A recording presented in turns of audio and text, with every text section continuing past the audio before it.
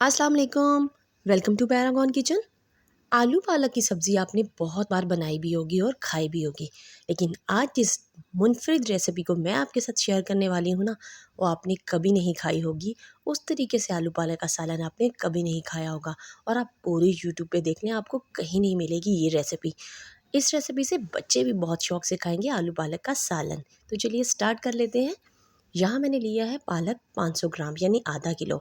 इसको अच्छी तरह से काट कर रफली काट लिया है, बहुत ज़्यादा बारीक करने की ज़रूरत नहीं है। उस बर्तन में ट्रांसफ़र कर दिया जिसमें हमने इसको कुक करना है। और इसमें डालेंगे एक दरमियानी साइज़ का प्याज, उसको स्लाइसेस की शक्ल में काट लिया है। 3 लहसुन की जवे, 3 ही हरी मिर्चें इसी तरह से डाल देंगे साबुत की साबुत ही। और इसमें शामिल करेंगे कुछ मसाले, जिसमें हम डालेंगे इसके अंदर 1 टीस्पून भर के डाल देंगे लाल मिर्च का पाउडर, नमक जाएगा हस्बे ज़रूरत, हल्दी जाएगी हाफ़ टी स्पून और हाफ़ टी स्पून या 1 टीस्पून ही इसके अंदर जाएगा पिसा हुआ धनिया। अब यहाँ इसमें शामिल करेंगे एक ख़ास इंग्रेडिएंट को, जिससे इसका टेस्ट बनेगा बहुत ज़्यादा अमेजिंग। एक बार बनाकर ट्राई करेंगे ना, तो तभी आप जान सकेंगे कि क्या ख़ास बात है इस रेसिपी में। तो यहाँ इस दही को डाल देंगे इसके अंदर, जो कि 100 ग्राम्स के करीब। अच्छा, अगर दही थोड़ा सा खट्टा भी हो ना तो चलेगा, और ये परवाह नहीं करनी कि बिल्कुल मीठा ही दही हो, बस थोड़ा सा खट्टा भी हो तो चलेगा इसके अंदर।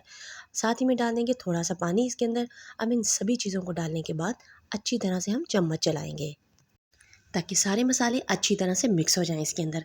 बस जब अच्छी तरह से मिक्स हो जाएंगे ना, अब हम इसको कवर करके रख देंगे और फ्लेम को बिल्कुल मीडियम रखेंगे और इसको कुक होने देंगे तकरीबन 25 मिनट के लिए, जब तक कि पालक और जो प्याज और लहसुन जो इसमें हमने ऐड किया है वो अच्छा सा सॉफ्ट हो जाए। 25 मिनट के बाद आप देखेंगे कि पालक अच्छा सा सॉफ्ट हो चुका है और इसके अंदर बस ये इतना ही पानी बचा है, जो कुछ पानी इसका एब्जॉर्ब हो चुका है।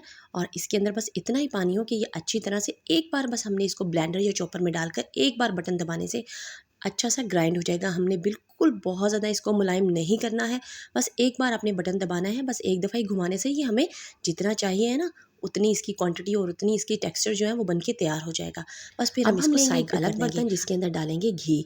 1 बड़ा चम्मच घी का शामिल करेंगे और घी को गर्म होने के लिए रख देंगे मीडियम फ्लेम के ऊपर। बस जैसे ही घी अच्छा सा गर्म हो जाएगा ना, तो बस आपने इसके अंदर डाल देना है 1 टीस्पून भर के ज़ीरा, सफ़ेद ज़ीरा डालेंगे।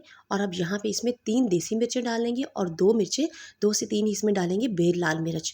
अब इन मिर्चों को डालकर और ज़ीरे को डालकर हल्का सा कड़कड़ाएंगे, बहुत ज़्यादा ओवर कुक करने की ज़रूरत नहीं है बिल्कुल भी, और फ्लेम को भी बहुत ज़्यादा बढ़ाने की ज़रूरत बिल्कुल भी नहीं है। बस मीडियम फ्लेम पे रखते हुए हम इसको हल्का सा कड़कड़ाएंगे। और फिर उसके बाद इसमें शामिल करेंगे 3, यहाँ मैंने लहसुन के 4 लहसुन के जवे लिए थे, थोड़ा सा टुकड़ा लिया था अदरक का और 3 से 4 हरी मिर्ची। इन तीनों चीज़ों को चॉपर में डालकर बारीक सा चॉप कर लिया, या आप छुरी की मदद से बारीक सा काट भी सकते हैं। इन तीनों चीज़ों को डालकर घी के अंदर अच्छा सा कड़कड़ा लेंगे। बस इसी तरह कड़कड़ाएंगे जैसे हम तड़के के लिए कड़कड़ाते हैं। बहुत ज़्यादा इसको ओवर कुक करने की या फ्लेम को बहुत ज़्यादा बढ़ाने की यहाँ पे बिल्कुल भी ज़रूरत नहीं है। बस यहाँ इस पे हल्का सा इसको कड़कड़ाएंगे, यहाँ तक कि अदरक और लहसुन का कच्चापन जो है वो ख़त्म हो जाए और इसकी अच्छी सी सूंधी सूंधी खुशबू आने लगे।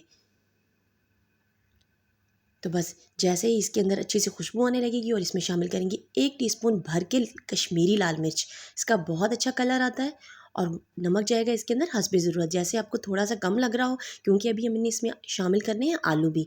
हाफ़ टी स्पून या थोड़ी सी उससे कम हम इसमें डाल देंगे हल्दी, और हाफ़ टी स्पून या उससे थोड़ी सी कम इसमें पिसा हुआ धनिया डालेंगे। अब ये चारों मसाले भी इसमें डालकर थोड़ी देर के लिए इनको अच्छी तरह से मिक्स कर लेंगे, यानी हल्का सा कुक करेंगे। और फिर उसके बाद इसमें शामिल करेंगे, यहाँ मैंने 3 आलू लिए थे, उनको छिलके उतार कर बारीक स्लाइसेस की शक्ल में नहीं बिल्कुल काटना, बल्कि थोड़ा सा मोटा रख के ही हम काटना है। मैंने उनको काटा है। बस वो आलू डालकर इस मसाले के साथ हम अच्छी तरह से भून लेंगे। थोड़ी देर भुनाई करने के बाद इसके अंदर शामिल करेंगे थोड़ा सा पानी, ताकि मसाला जो है वो अच्छी नीचे जलने ना लगे।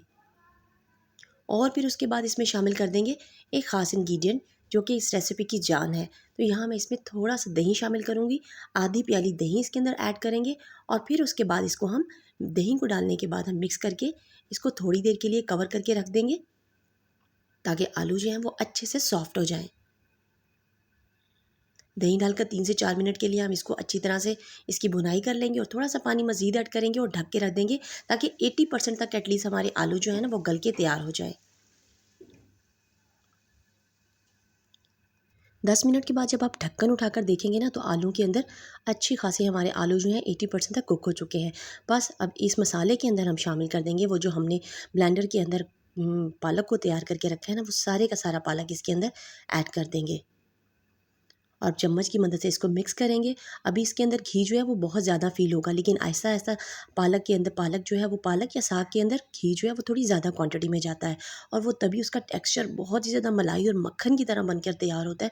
अभी इसमें घी थोड़ा ज़्यादा लग रहा है, लेकिन जब हम इसे 10 मिनट के लिए मज़ीद कवर करके रखेंगे तो बिल्कुल अच्छा इसके अंदर बहुत ही बैलेंस घी की क्वांटिटी आपको नज़र आएगी, और बिल्कुल मलाई की तरह हमारा आलू पालक जो है वो बन के तैयार होगा। तो है ना मज़े की रेसिपी।